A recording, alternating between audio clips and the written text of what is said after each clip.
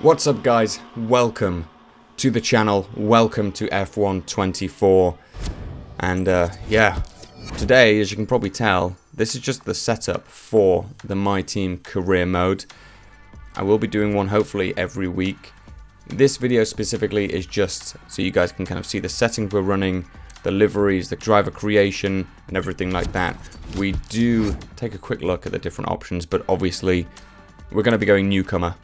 We want to take the car from the very back of the grid all the way up to championship contention, hopefully before the next game releases.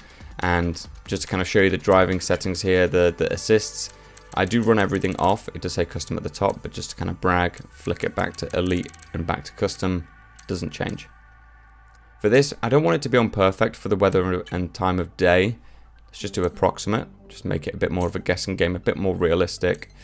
For the low fuel mode, we're probably going to flick that to hard. Manual race start, surface and carcass. For the tire temperatures, simulation damage throughout. Just, again, we like a bit of chaos. We don't want things to be easy by any means. We want to kind of improve and get better. We are an owner driver, so we want to have that kind of driver who can't really drive at the start of the season, and then they obviously improve and improve as the car gets better as well. And hopefully we won't be having too many of these, the faults of the car.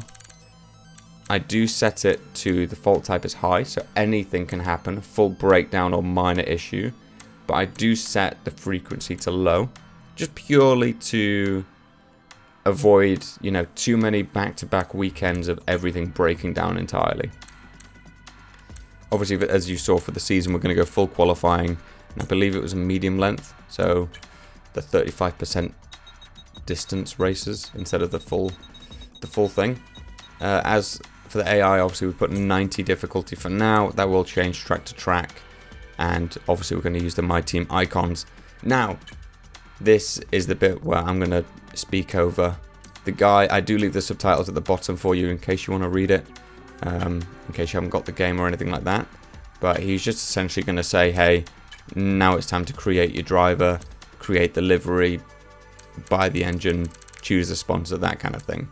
But we do speed through all this, so again I just kind of picked the one that has the best beard. Obviously British, put my name in, put in Brown for the commentator name pronunciation, I guess. And in the store, obviously because I pre-ordered, I got some pit coins, so I'm just used that to buy the Old Glory sort of gloves, race suit, helmet, and the livery as well. Team details, I think we're going to go for Budo Racing, I think is what we chose. Obviously it's Budo Brown Gaming is the channel that we have, so why not Budo Racing? Why not? It's just an off branch of what we're doing now. So now we have to choose the sponsor, the engine, and then a driver to be our teammate. So I think the best one personally for me is on the left. You can go through and kind of look through all of them and see as the gold bonus goes down, the weekly income goes up. But generally, the signing bonus right now is kind of what you care about. Just purely because it gives you the best start to the game. Obviously, it gives you more money in the bank, so you can buy better engines, better teammates, everything like that. And speaking of engines, we are going to choose our power unit. So this is basically a choice of Red Bull, Renault, Ferrari, and Mercedes. Again, different costs for different kind of performances and durability. Mercedes had the best durability and pretty alright performance, so we just went for that. It was the most expensive, which is also another good reason to pick the highest signing bonus. Now, for the teammate, obviously you've got a bunch of different drivers in here. You know, a lot from real life and a couple of extras. So you've got like Deruvala, Fittipaldi, Leclerc, who is actually Charles Leclerc's brother, Arthur Leclerc.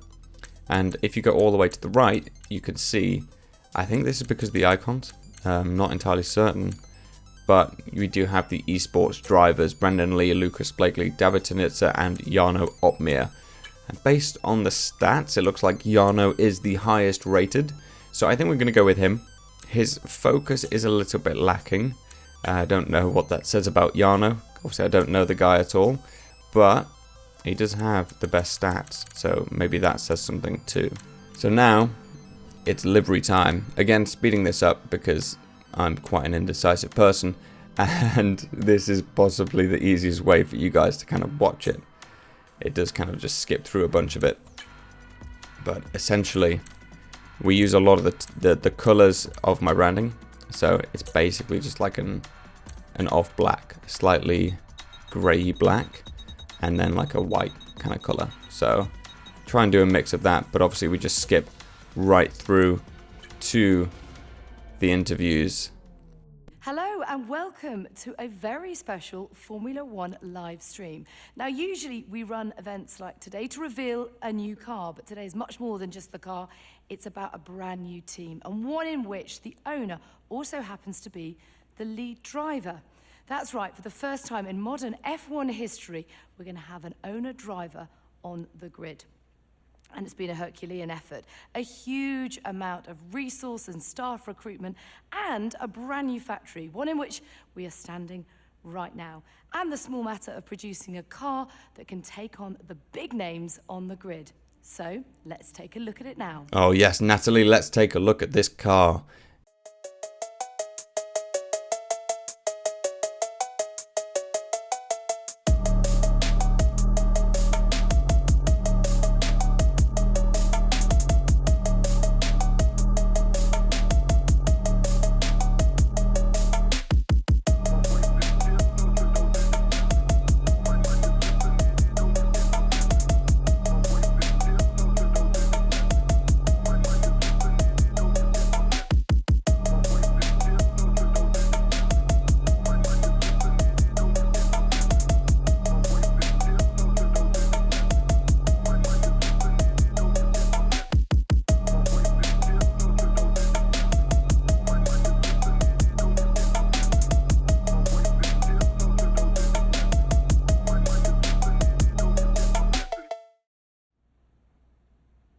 Okay, let's introduce the person everyone is talking about, Formula One's new owner-driver.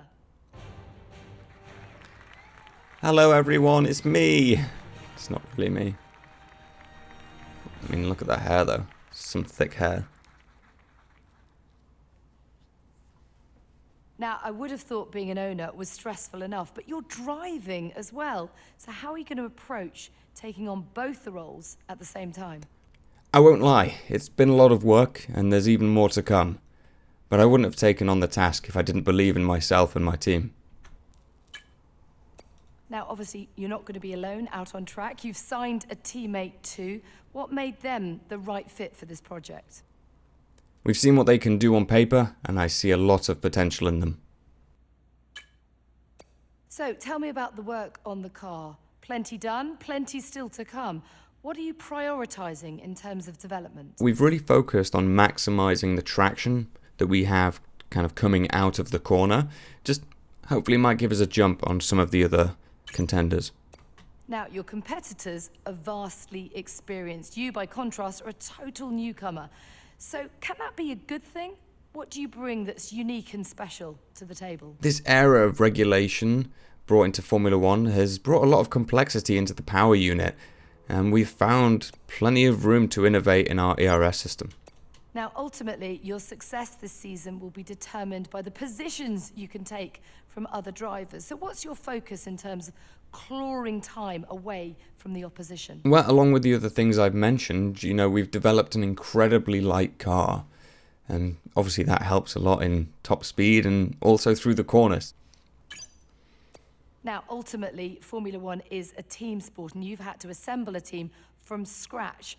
So who are you most excited about working with this season? Look, obviously, the whole team has just been incredible. But our powertrain department really had to hit the ground running when we took delivery of our engines. They've done a fantastic job. Well, thank you very much for your time, and I think I can speak for all of us when I say all the very best for the season. Don't forget to subscribe so you don't miss any new episodes coming out. And if you enjoyed, don't forget to like the video down below.